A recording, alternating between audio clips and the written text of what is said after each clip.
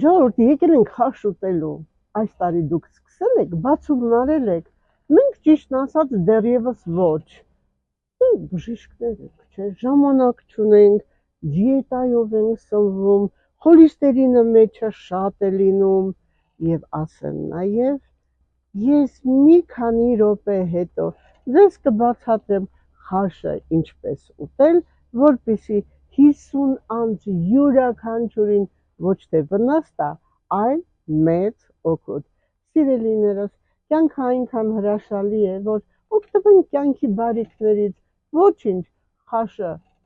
մի քիչ կալորիականությամբ բարձր է, բայց նաև նրա օգուտները բավականին լավ է, որովհետև եւ կոլագեն է մաքուր ընտիր, եւ սխտորը հակամիկրոբային, եւ լավաշը մեր ընտիր, եթե մանավանդ սև հաց է լինում վիտամին B, մի խոսքով ամեն ինչից քիչ-քիչ չափի մեջ շատ առողջարար է։